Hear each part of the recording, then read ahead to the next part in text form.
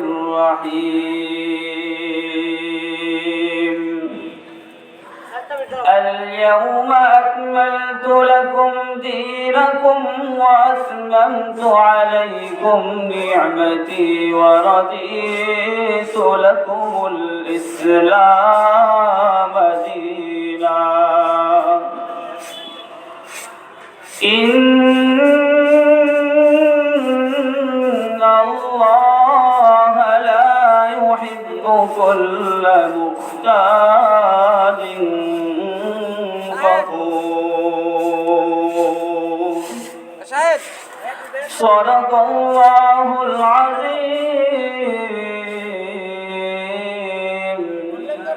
وصدق رسوله النبي الكريم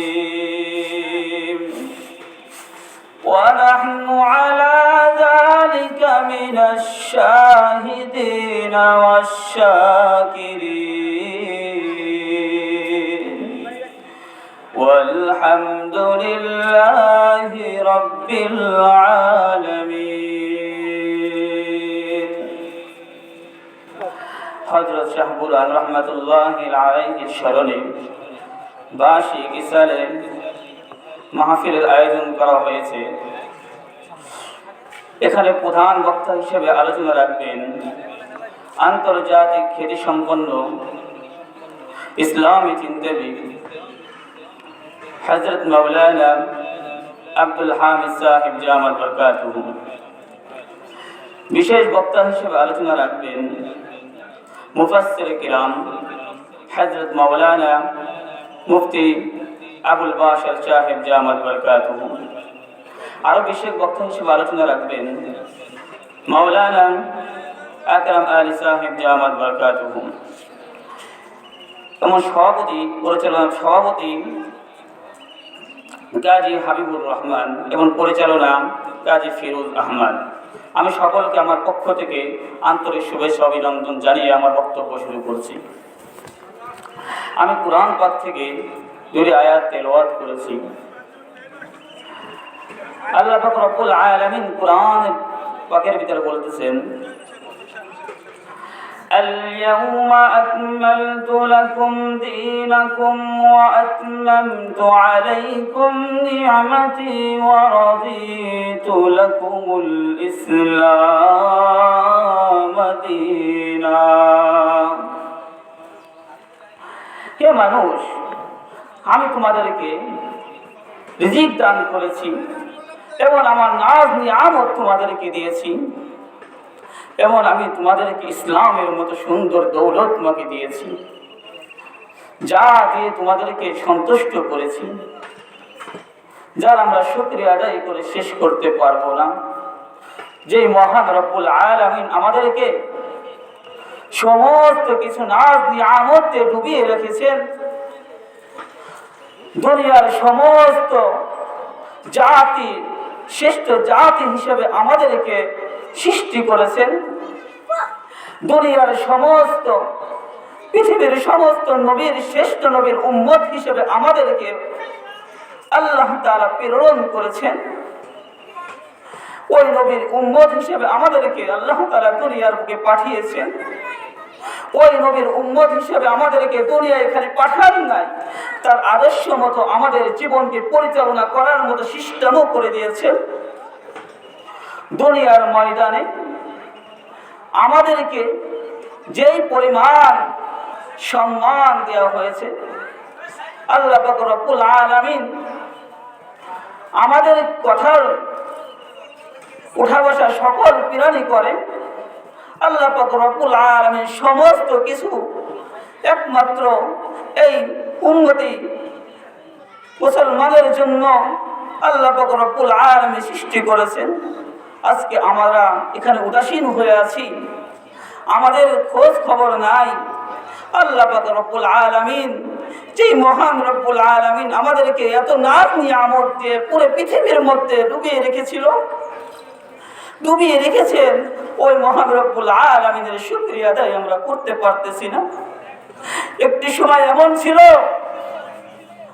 আমি কিছু বুঝতাম না, তার আগে এমন ছিল, আমি আমার মায়ের গর্ভে ছিলাম। প্রথম যে সময় গর্ভে, আমার মায়ের গর্ভে যখন আমি থাকি, আমার মাও জানতো না, আমার বাবাও জানতো না এই পোলা কি মেয়ে হবে না ছেলে হবে, এই পোলা কি ল্যাংড়া হবে না বোবা হবে না ভালো হবে, কেউ জানতো না। আমার রব্বুল আলামিন, আমি যে দুনিয়ার বুকে জন্ম হয়েছি, আমি নিজেও চাইনি। আল্লাহর কাছে, আল্লাহ আমি দুনিয়ার বুকে যাইতেছি, তুমি আমাকে ল্যাংড়া বানাইও না, তুমি আমাকে বোবা বানাইও না, তুমি আমাকে অচল বানাইও না, তুমি আমাকে মৃত হিসেবে দুনিয়ায় প্রেরণ করিও না। আমিও চাইনি, আমি কিছু জানিও না। আল্লাহ পাক রব্বুল আলামিন আমাকে আপনাকে কিছু না চাইতেই এই দুনিয়ার নাজ নিয়ামত আমাদেরকে ভোগ করাইতেছেন। এত নাজ নিয়ামত আমরা এসে দেখেছি। আরে ভাই, কত জিনিস তো আছে দুনিয়ায়, আমরা তো চাইনি এত জিনিস। দুনিয়ার বুকে আসার পরে আমরা দেখতে পেয়েছি আমার মা বাবাকে, আমার আত্মীয় স্বজনকে। আমার মাকে মা বলে ডাক দিতে পেরেছি, আমার বাবাকে বাবা বলে ডাক দিতে পেরেছি।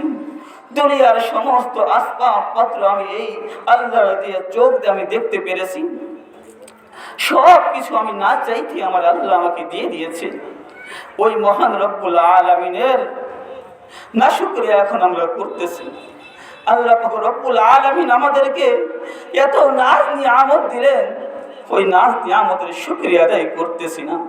যদি শুকরিয়া আদায় যদি করতাম, যদি পৃথিবীর সমস্ত গাছগুলোকে যদি কলম বানাই ফেলানো হতো, এবং পৃথিবীর যত পানি আছে, নদী নালা খাল বিল, সমস্ত পানিকে যদি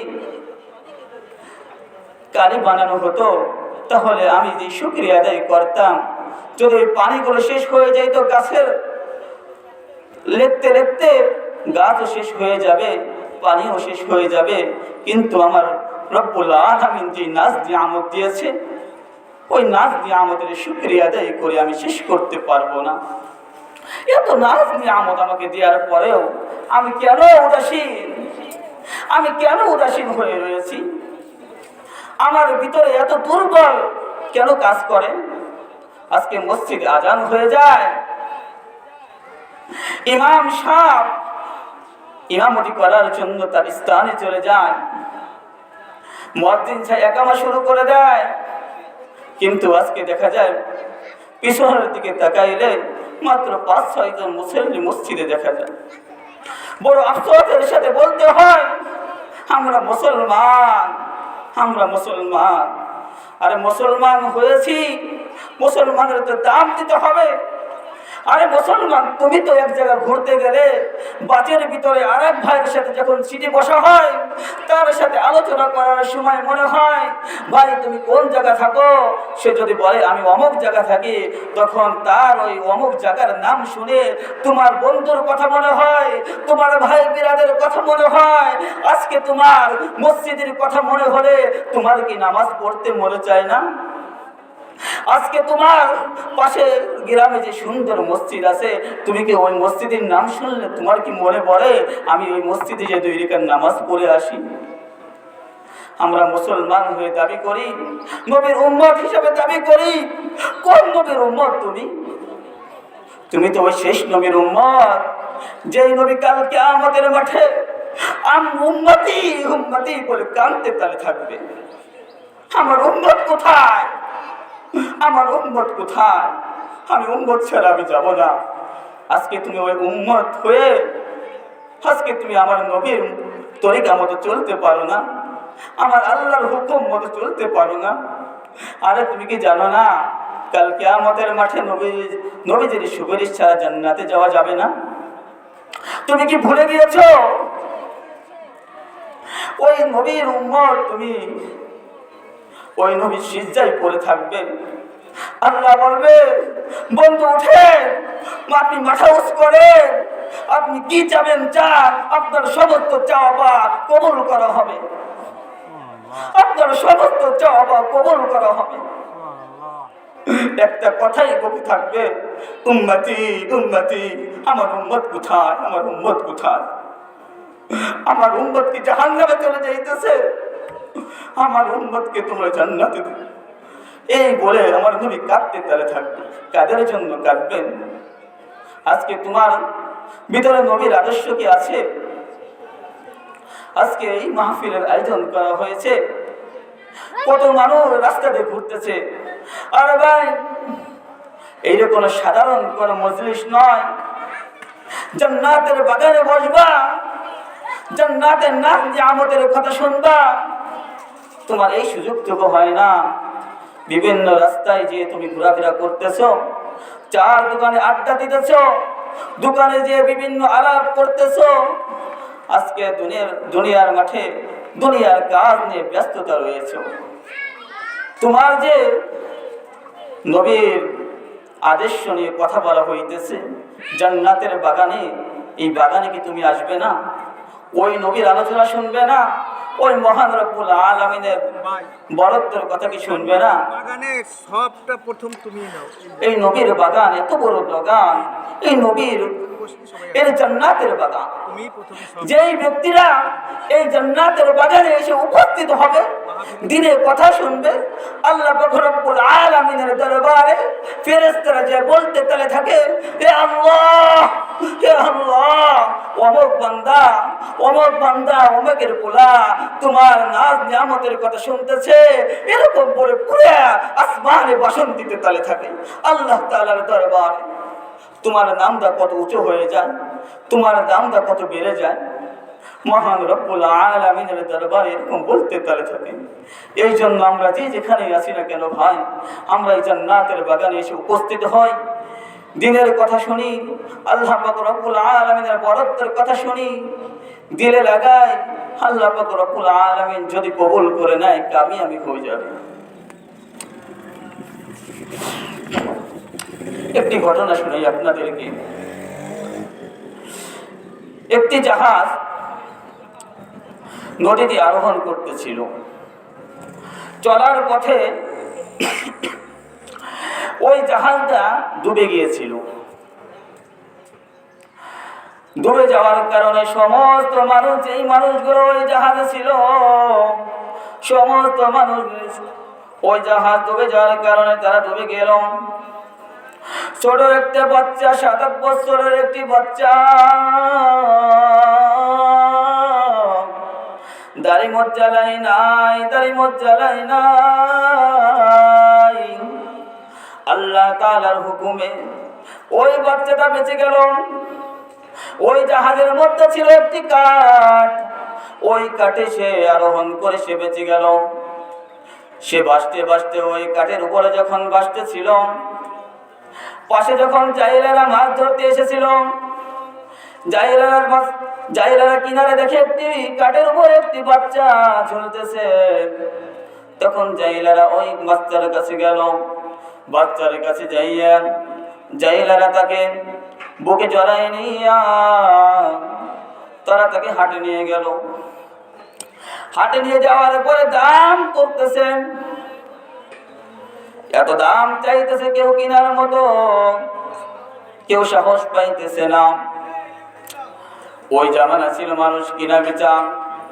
হঠাৎ করে একজন খ্রিস্টান হিন্দু মহিলা আসলো, আইসে বলল, হ্যাঁ আমি তাকে কিনবো। কত দাম চাও বলো? যত দাম চাও অত দাম দে, আমি তাকে কিনবো। তখন ওই মহিলা বলল, আমারও কোনো ছেলে সন্তান নাই।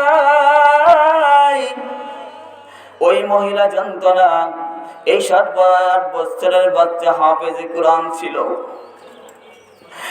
হাফেজে কোরআন ছিল। মহিলা জানত না ওই মহিলা ছিল হিন্দু, তার কোনো ছেলে কোনো সন্তান ছিল না। জাহিলার কাছে এসে বলল, ভাই কত দাম চাও? আমি কিনবো, আমি কিনে নিয়ে যাব। অনেক বড় লোক ছিল, কিনে নিয়ে চলে গেল বাড়িতে। বাড়িতে নেওয়ার পরে সে যে হাফেজে কোরআন, সে মা জানে না। কয়েকদিন যায়, মা বলে ডাক দেয়। একটি মেয়ে ছিল, তার ওই মেয়েকে বোন বলে ডাক দেয়, মাকে মা বলে ডাক দেয়, বোনকে বোন বলে ডাক দেয়। আস্তে আস্তে মহাব্বত সৃষ্টি হয়ে গেল, দুইজনের মাঝে মহাব্বত সৃষ্টি হয়ে গেল। ছেলে ছাড়া কিছু বোঝে না, ছেলেও মা ছাড়া কিছু বোঝে না। ছেলে সকাল বিকেল কোরআন তেলাওয়াত করে।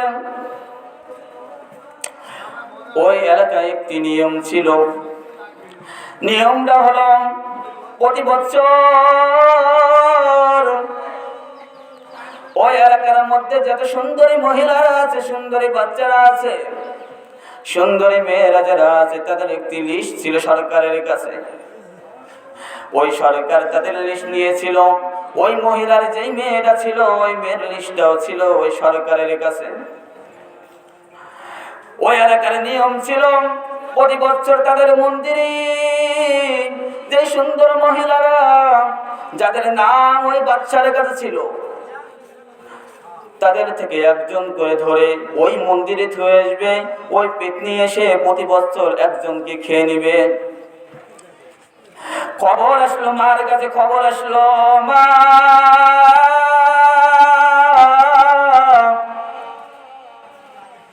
সরকারি পক্ষ থেকে লোক এসেছে, সরকারের পক্ষ থেকে লোক এসে হাজির হয়ে গিয়েছে। সরকারি লোক দরজার সামনে দাঁড়িয়ে বলল, মা গো মা, বের হও বাড়ি থেকে, আজকে তোমার মা, তোমার যে সোনার মেয়েটা আছে, ওই মেয়ের সিরিয়াল আজকে তোমার ওই মেয়েকে সাজিয়ে গুজিয়া ওই মন্দিরে নিয়ে যাব। সমস্ত মেয়ের সিরিয়ালের পরে তোমার মেয়ের সিরিয়াল পড়েছে, তোমার মেয়েকে সাজিয়ে রাখো, আমরা রাত্রে এসে তোমার মেয়েকে নিয়ে ওই মন্দিরে থয়ে আসবো। যতই বলেন মা, তোমার মার যে কত বড় মন বলে শেষ করা যাবে না। মার মন খারাপ, মার মন খারাপ হয়ে রয়েছে। ওই হাফেজে কোরআন বলল, মা আপনার কেন মন খারাপ, চোখে কেন পানি আপনার, বলুন মা। মা বলল, বাবা তোমাকে তো বলা ঠিক হবে না, কিন্তু তুমি যেহেতু আমাকে এতবার জিজ্ঞাসা তো বলি, একবার দেখো, শোনো, আমার মেয়েকে আজকে সাজিয়ে গুছিয়ে ওই মন্দিরে রেখে দিতে বলেছে সরকারি লোক এসেছিল। ওই হাফেজে কোরআন বলল, মা কেন রেখে দিব, কেন রাখতে হবে ওই সুন্দরী মহিলাকে ওই মন্দিরে, কেন রাখতে হবে? মা ডাক দিয়ে বলল, বাবা রে শোন, প্রতি বছরে একজন করে মেয়ে, সুন্দরী মেয়েকে সাজিয়ে গুছিয়ে ওই মন্দিরে রেখে দিতে হয়। ভূত পেতনি এসে তাকে ছিঁড়ে মুড়ে খায়। এখন বলল, আজকে আমার মেয়ের সিরিয়াল এসেছে, আমি মা হয়ে মেনে নিতে পারতেছি না। যদি নাও মানতে পারি, তাও সরকারের থেকে আদেশ এসেছে, তাও আমার মেয়েকে ওখানে সাজিয়ে গুছিয়ে রেখে দিতে হবে। সন্তান ডাক দিয়ে বলল, মা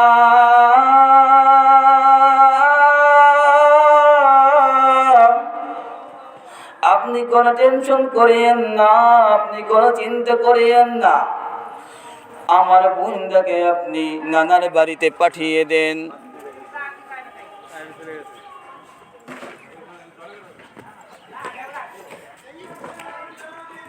জিনাতা সারবে না?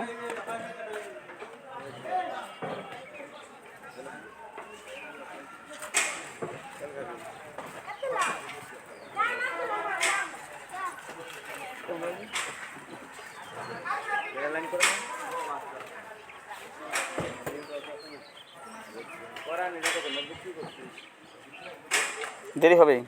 কারেন্ট চলে গেছে নাকি? হ্যাঁ কারেন্ট গেছে। ডিনারটা লাগাই দাও।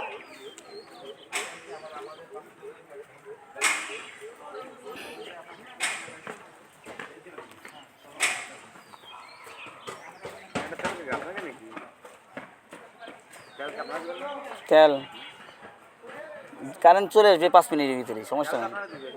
দেখি কি কয়, সবাই আলোচনা করি। তেল নাই মেশিনে আধা ঘন্টা, আধা ঘন্টা আগে কারেন্ট চলে আসবে। আসলে আর যাবে না, যে আমি তেলের ব্যবস্থা করবা না।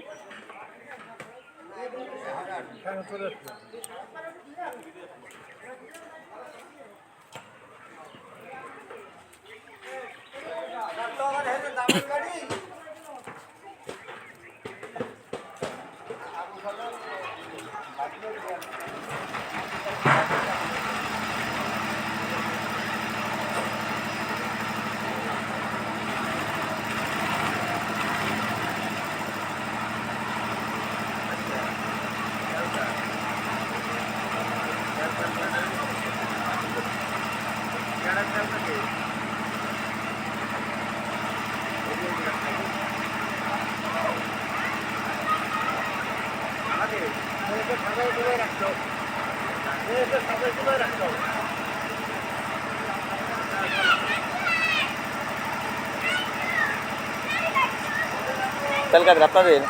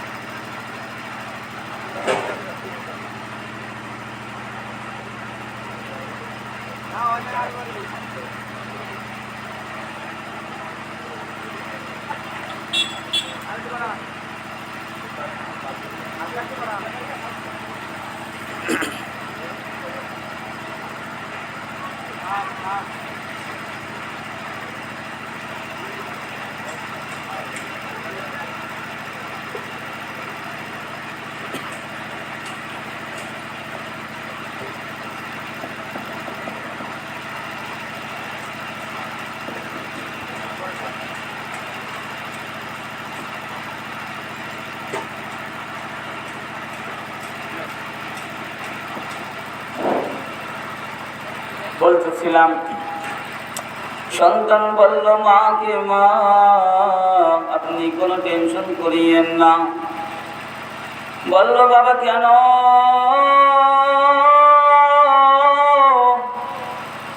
বলল মা আমি হাফেজ কুরআন,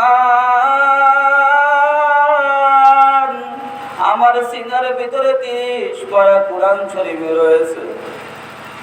আপনি আপনার মেয়েকে নানা বাড়ি পাঠিয়ে দিন, সন্ধ্যাবেলা আমাকে সাজিয়ে গুছিয়ে আমাকে ওই মন্দিরে পাঠিয়ে দিন। মা বলে না না না, আমি পারবো না, এরকমটা পারবো না। তোমাকে নিয়ে আমার অনেক ভবিষ্যতের চিন্তা আছে। সন্তান বলে মা আপনি কোনো টেনশন করিয়েন না, আমার কেউ কিছু ক্ষতি করতে পারবে না। মা এক পর্যায়ে রাজি হয়ে গেল। মা রাজি হয়ে যাওয়ার পরে মেয়েকে নানা বাড়ি পাঠিয়ে দিল এবং ওই সন্তানকে 60-70 বছরের হাফেজ কুরআনকে সাজিয়ে সে সুন্দরভাবে সাজিয়ে গুছিয়ে ঘরের ভিতরে বসিয়ে রেখেছে। দাড়ি মোছ হয় নাই, একবারে সুন্দর চেহারা। মাগরিবের পরে সরকারের পক্ষ থেকে লোক এসেছে। সরকারের পক্ষ থেকে লোক এসে বলল, আপনার মেয়ে কোথায়? মেয়েকে নিয়ে আসেন। ওই 7-8 বছরের হাফেজে কোরআনকে সাজিয়ে নিয়ে এসেছে, শাড়ি পরিয়েছে। ওই মেয়ের কাপড় চোপড় পরাইয়া মা তাকে তাদের সামনে নিয়ে এসেছে। সামনে নিয়ে আসার পরে সরকারের লোক বলতেছে, কি সুন্দর একটি মেয়েকে আজকে শেষ করে দিবে। চোখের সামনে ব্যাপারটা আমরা কিভাবে মেনে নিব? তারপরে তাকে নিয়ে যাওয়া হলো মন্দিরে। মন্দিরে নিয়ে যাওয়া হলো। মন্দিরে নিয়ে যাওয়ার পরে তাকে মন্দিরে বসানো হলো। মা আবার বলে, বাবারে, তোর পর আমার যে মায়া রে, তুই যদি শেষ হয়ে যাস আমি তাকে ছেলে বলে ডাক দিব। ওই হাফেজে কোরআন বলে, মা আপনি কোনো টেনশন করিয়েন না, আমার ভিতরে 30 পারা কোরআন শরীফ আছে। এই কোরআনের পাওয়ার অনেক। এই কোরআনের পাওয়ার দিয়া সমস্ত আগুন নিভে ফেলানো যায়। কোরআনের এত পাওয়ার, কোরআনের এত পাওয়ার। একবার উসমান হারুনি রহমাতুল্লাহি আলাইহি এক জায়গায় সফরে গেলেন তার খাদেমকে নিয়ে। সফরে যাওয়ার পরে ঠান্ডার সিজন ছিল। ঠান্ডার সিজনে তার খাদেমকে বলেছে, যাও দেখো কোনো জায়গায় আগুন পাও কিনা, আগুনে আমার পানিটু গরম করে আর আমি ওযু করব। খাদেম পানি নিয়ে চলে গেলেন আগুন তাল্লাশে। যাইতে যাইতে দেখে এক জায়গা কিছু মানুষ গোল হয়ে আগুন মাঝখানে। যাইয়া তাদেরকে বলল, ভাই আমরা মুসাফির, আমার উস্তাদের পানি গরম দেওয়ার জন্য আমি তোমাদের কাছে একটু আগুন চাই। তুমি কি আমাকে একটু আগুন দিতে পারবে? আমার উস্তাদের পানিটা আমি গরম করব। ওই লোকগুলো বলল, না না, তোমাকে আমি আগুন দিতে পারবো না। বলল, কি জন্য আমাকে আগুন দিতে পারবে না? বলল, আমরা হিন্দু, আমরা আগুনের পূজা করি, এই আগুনকে আমরা দিতে পারবো না। সাথে সাথে ওই খাদেম চলে গেল। যাইয়া বললাম উসমানে হারুনের কাছে, বলল, উস্তাদ জি, আগুন পেয়েছিলাম কিন্তু আমাকে তারা আগুন দেয়নি। আমি আগুন চাওয়ার পরে তারা আমাকে বলেছে আমরা আগুনের পূজা করি, তোমাকে আগুন দিতে পারবো না। তখন উস্তাদ বলল, চলো আমাকে নিয়ে চলো ওখানে। তখন উস্তাদ যাওয়ার পরে বলল, কেন তোমরা আগুন দিবে না? বলল, আমরা আগুনের পূজা করি। বলল, তোমরা কেন আগুনের পূজা করো? তোমরা তো যে কোনো আশ্চর্য জিনিস দেখলে তারে পূজা করো। এই আগুনের কোনো পাওয়ার নাই, এই আগুনের কোনো পাওয়ার নাই। বিশ্বাস না হলে তুমি প্রমাণ দেখবা নাকি? ও ইন্দ্রা বলল, হ্যাঁ আমরা প্রমাণ দেখতে চাই। আপনি কিভাবে প্রমাণ নেবেন এই আগুনের পাওয়ার নাই? তখন বলল, দেখো তাহলে আগুনের যে পাওয়ার নাই, আগুনের যে কোনো পাওয়ার নাই, এই আগুন যে জ্বালায় তারও একজন মালিক আছে। এই আগুনেরও একজন মালিক আছে। ওই মালিক যদি এই আগুনকে হুকুম করে আগুন এখনই নিভে যাবে। এই আগুনকে যদি এখনই হুকুম করে আগুন আরো বেড়ে যাবে। এই আগুন ওই মালিকের কথা মতো চলতে তারে থাকে। তারা বিশ্বাস কোনোভাবে করতেছিল না। তখন ওই উসমান হারুনি রহমাতুল্লাহি আলাইহি তাদের পাশে থাকা একটি ছোট বাচ্চাকে করে নিয়ে আল্লাহু আকবার বলে আগুনের ভিতরে ঝাঁপ দিয়েছে। তখন তারা পাশ থেকে না রাম রাম করে ডাকতে শুরু করছে। তারা তো খোদা বলে না, রাম রাম বলে, রাম রাম বলে ডাক দিতে শুরু করছে। বললো, এ কি হুজুর করলো, আমাদের বাচ্চাকে নিয়ে আগুনের ভিতরে আল্লাহু আকবার বলে লাফ দিল। দেখে আগুনের ভিতরে তারা কিছুই হয় না, পুড়ে না, কিছুই হয় না, তাদের কোনো কষ্টই হয় না। আবার আল্লাহু আকবার বলে আগুন থেকে লাফ দিয়ে আবার জমিনে চলে এসেছে। তারা তো অবাক হয়ে গিয়েছে, অবাক হয়ে গিয়েছে, এটা কিভাবে সম্ভব, এটা কিভাবে সম্ভব, আগুনের ভিতরে লাফ দিলে আগুন তো ঠিকই আছে, তোমার শরীর তো কিছুই পুড়ে নাই, আগের মতোই আছে। তখন বললো, আগুনের কোনো পাওয়ার নাই, আগুনের একজন মালিক আছে, তোমরা ওই মালিকের অনুসরণ করো, তোমরাও কামিয়াবি হয়ে যাবে।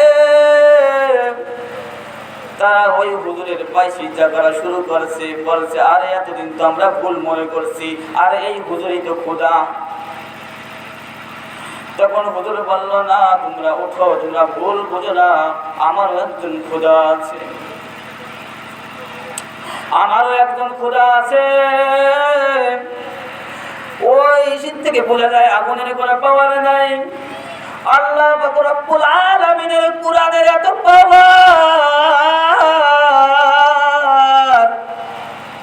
ওই হাফেজে কুরআনকে মন্দিরে বসিয়ে রাখে হয়েছে, শাড়ি কাপড় পরিয়ে রাত 12টা বেজে ওই পেতনিরা ওই নদী থেকে উঠে আসবে তাকে খাওয়ার জন্য। রাত যেই সময় 12টা বাজে, ওই হাফেজে কুরআন নদীর দিকে তাকাইছে, নদীর দিকে তাকাই দেখে কি জানি উঁচু করে ঢেউ উঠতেছে। হাফেজে কুরআন কুরআন থেকে সূরা ইয়াসিন পড়া শুরু করলো, ইয়াসিন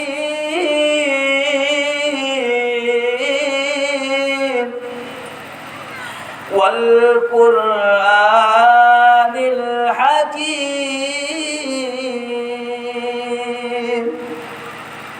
ইয়াসিন সূরা যেই সময় পড়া শেষ হয়ে গিয়েছে, ইয়াসিন পড়া সূরা শেষ হয়ে যাওয়ার পরে মুখ থেকে একটি ফু দিয়েছে। ওই ফুটা চাইয়া ওই নদীর ওই ঢেউকে আবার আগের মতো থামিয়ে দিয়েছে। সকালে সরকারি লোক এসেছে তার লাশ নেওয়ার জন্য। লাশ নিয়ে এসে দেখে কি, আর এই বাচ্চা তো আগের মতো আছে, ওই বাচ্চা তো এই তো মেয়ে ছিল না, এই তো একজন পুরুষ। আমরা তো একজন মেয়েকে সাজিয়ে গুছিয়ে রেখে গেলাম, সে দেখি পাঞ্জাবি টুপি পরা।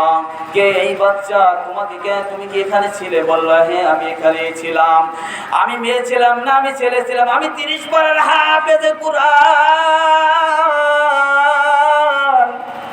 আমার সিনার ভিতরে 30 পারা হাফেজে কুরআন আছে, আমার সিনার ভিতরে কোরআন শরীফ আছে। আল্লাহ পাক রব্বুল আলামিনের কোরআনে এত পাওয়ার দিয়েছে, ওই পাওয়ারের কারণে আমাকে কেউ কিছু করতে পারে নাই। বললো, কি ঘটনা, খুলে বলো, খুলে বলো, খুলে বলো, আমাকে খুলে বলো। সরকারের লোক অবাক হয়ে রয়েছে, কিভাবে এর সম্ভব। তখন ওই হাফেজে কুরআন বলল, আরে ভাই যে সময় থেকে 12টা বাজে ওই নদী থেকে ঢেউ উঠতেছিল, আমি সূরা ইয়াসিন আল্লাহ তাআলার কোরআন থেকে সূরা ইয়াসিন পড়ে ওই নদীতে ফু দিয়েছি, যেই ঢেউ যেরকম ছিল আবার ওরকম হয়ে গিয়েছে, ওরকম হয়ে গিয়েছে। ওখানে সরকার এসেছিল, সরকার অবাক হয়ে গেল। সরকার বললো, যদি তাই হয় তাহলে আগামী বছর আবার তুমি এখানে মন্দিরে আসবা, যদি মন্দিরে এসে তুমি এরকম সেজে করে থাকবা, আমরা ওই নদীর পাশে দাঁড়িয়ে থাকবো। যদি তাই হয় তাহলে আমি তোমার হাতের উপর হাত রেখে এই জাতিকে নিয়ে আমি লা ইলাহা ইল্লাল্লাহ করে মুসলমান হয়ে যাব। তখন আগামী বছর আবার ওই ছেলেকে বসানো হলো।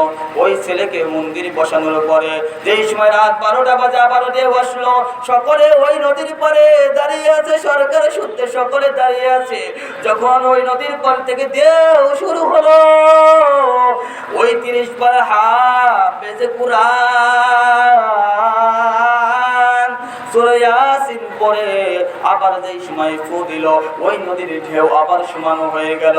সকলে চোখের সামনে যেই সময় এই কাহিনী, বাস্তব কাহিনী দেখলো, যখন বাস্তব কাহিনী দেখার পরে সরকার দৌড়ে এসে ওই হাফেজ কোরআনকে বুকে জড়িয়ে দিয়েছে। বুকে জড়িয়ে নিয়ে বলল,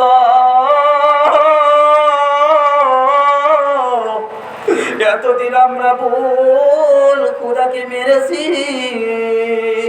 ভুল তরিকায় এতদিন ছিলাম। আজকে তোমার হাতের পর হাত রেখা আমরা পুরো জগৎ দইরাই মুসলমান হয়ে গেলাম। লা ইলাহা ইল্লাল্লাহ পড়ে সকলে মুসলমান হয়ে গেল। সুবহানাল্লাহ। একটি হাফেজ কোরআনের অনেক দাম, হাফেজ কোরআনের অনেক সম্মান। একটি হাফেজ কোরআনকে কাল কিয়ামতের মাঠে বলা হবে, তুমি পড়ো পড়ো, এক এক পড়ো আর এক এক তালা করে উঠতে তালে থাকো। সে এক এক তালা করে উঠতে তালে থাকবে, এক এক পড়বে আর এক এক তালা করে উঠতে তালে থাকবে। সেই সময় ৬,২৬৬ আয়াত পড়া শেষ হয়ে যাবে, সেই ৬,২৬৬ তালাই থাকবে। একটি হাফেজ কোরআনের অনেক দাম। এই জন্য আমরা আলেম উলামাদেরকে সম্মান করব, আলেম উলামাদের সাথে বেয়াদবির মতো আচরণ করব না।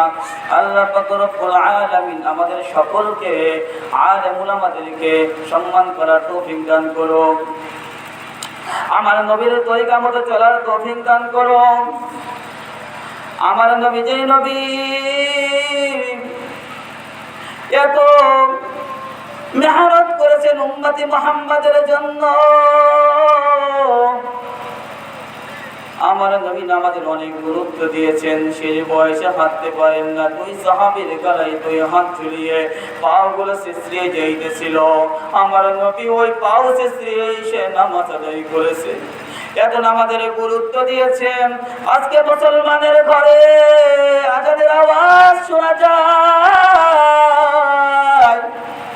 কিন্তু মুসলমান ঘুমিয়ে থাকে, ঘুমিয়ে থাকে। ওরে মুসলমান, তোমাদেরকে বলবো, আল্লাহ পাক রব্বুল আলামিন যে হুকুম দিয়েছে ৫ ওয়াক্ত নামাজ, তুমি যদি ওই নামাজটা সুন্দর মতো এসে মসজিদে এসে আদায় করতে পারো, তোমার জীবনটা কামিয়াবি হয়ে যাবে। তোমার ঘরবাড়ি সংসারে আল্লাহ তাআলা অটোমেটিক বরকত দান করতে তালে থাকবেন। এই জন্য আমরা সঠিক মতো এসে নামাজ আদায় করার চেষ্টা করব, এমন নবীদের তরিকা মতো চলার চেষ্টা করব। আরে আমার নবী এত কষ্ট করেছেন, এত কষ্ট করেছেন, মক্কা থেকে মনে করলেন তায়েবে যাই। তায়েবে গেলে মনে হয় আমার কথা সবাই বিশ্বাস করবে, আমার দিনে দাওয়াত সবাই কবুল করবে, দিনের পথে সবাই আসবে। চলে গেলেন তায়েবে, চলে গেলেন নবীজি, চলে গেলেন।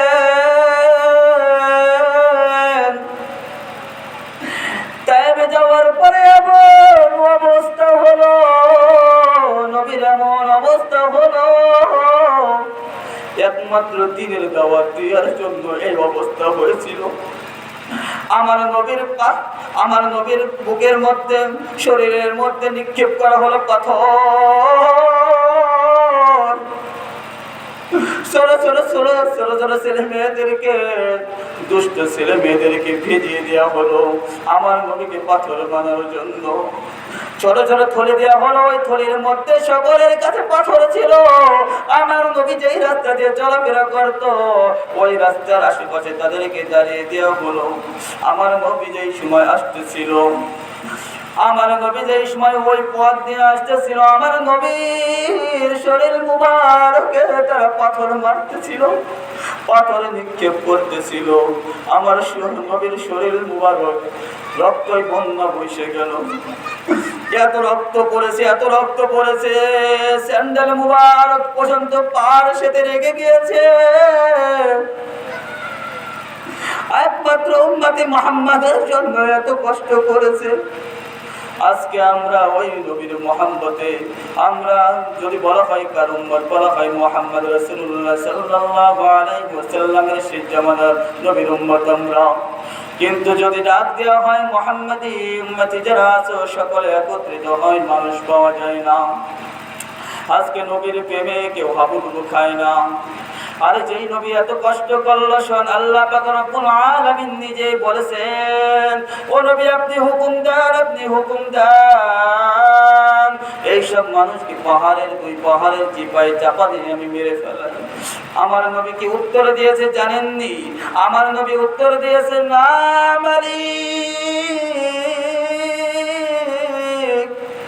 তারা যদি দুনিয়ার থেকে চলে যায় তাহলে দিনের দাওয়াত আমি কার কাছে দিব? তারা নবীর উপরে এত জুলুম করেছে, এত অত্যাচার করেছে, আমার নবী কোনো সময় বলে নাই আল্লাহ তারা আমার পরে এত জুলুম করেছে, এত অত্যাচার করেছে, আল্লাহ তাদেরকে আপনি কঠিন শাস্তির আওতায় আনেন। আমার নবী কোন সময় বলে নাই। আমার নবী এত মহাব্বত করেছে উম্মতকে এত মহাব্বত করেছে। আজকে উম্মত আমার নবীর মহাব্বত কি দাম দিয়েছে? যে নবী এত মহাব্বত করলো আমাদেরকে, ওই নবীর সুন্নাত মতো আমরা চলতে আজকে পারি না। মুসলমানের মুখের দিকে তাকাইলে দেখা যায় দাড়ি নাই। ও মুসলমান, তুমি জানো না যেই নবী আমাদের জন্য এত কষ্ট করলো, যেই নবী আমাদের জন্য তার শরীর থেকে রক্ত ঝরাইলো, আজকে তুমি ওই নবীর সুন্নাতে আঘাত দিতেছো, তোমার মনে কি একটু কষ্ট লাগে না? ও উম্মতি মুসলমান, ও শেষ নবীর উম্মতরা শুনে রাখো, আমার নবী কাল কিয়ামতের মাঠে বলতে তারে থাকবে, উম্মতি উম্মতি, আমার উম্মত কোথায়, আমার উম্মত কোথায়? আমার উম্মত ছাড়া আমি কিছুই বুঝি না। সিজদায় পড়ে যাবে, চোখের পানি ছেড়ে বলতে তারে থাকবে, উম্মতি ইয়া উম্মতি ইয়া উম্মতি, لا زد ولا مد ولا حد لمولى الآن كما كان بلم يلق زمالا، الآن كما كان بلم يلق زوالا। तू मर्द मुसलमान है, तू मर्द मुसलमान, तू मर्द मुसलमान है, तू मर्द मुसलमान।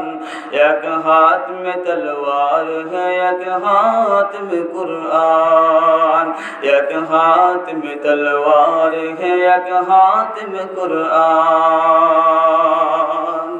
तू मर्द मुसलमान है, तू मर्द मुसलमान, एक हाथ में तलवार है, एक हाथ में कुरान।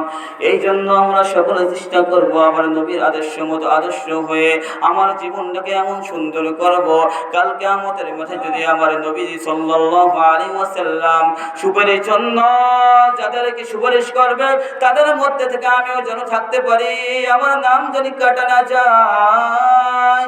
এই জন্য সকলে চেষ্টা করব আমার নবীর সুন্নাত মতো চলার, আমার রব্বুল আলামিনের হুকুম মতো চলার, 5 ওয়াক্ত নামাজের জামাতের সাথে আদায় করতে পারি, ওই চেষ্টা সবসময় চালিব। এই কথাকে আমার সংক্ষিপ্ত বক্তব্য আমি শেষ করতেছি। ওয়া আখির দাওয়ানা আলহামদুলিল্লাহি রাব্বিল আলামিন। আসসালামু আলাইকুম ওয়া রাহমাতুল্লাহি ওয়া বারাকাতুহু। আজান হেনতে দে কিছুক্ষণের মধ্যেই আমাদের আজান হবে। আমরা যেখানে আছি আমরা ওযু করে নামাজের উদ্দেশ্যে মসজিদে এসে যাই।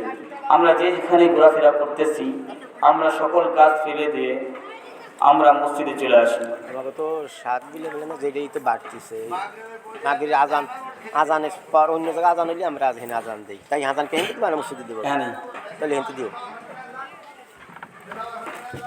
আজান তো এখানে হবে, এখানে হ্যাঁ আজান হেনে জামাত কি এখানে করো মসজিদে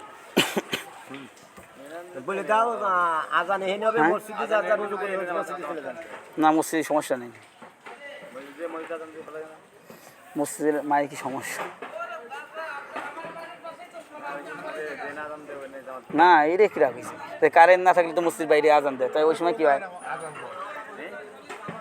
কারেন্ট না থাকলে তো মসজিদের বাইরে আজান দেয় ওই সময় কি হয় মসজিদের উদ্দেশ্যে হ্যাঁ এইটাই তো মসজিদের উদ্দেশ্যে মানুষ জানাতে পারেন না আজান আপনাকে কথা হুম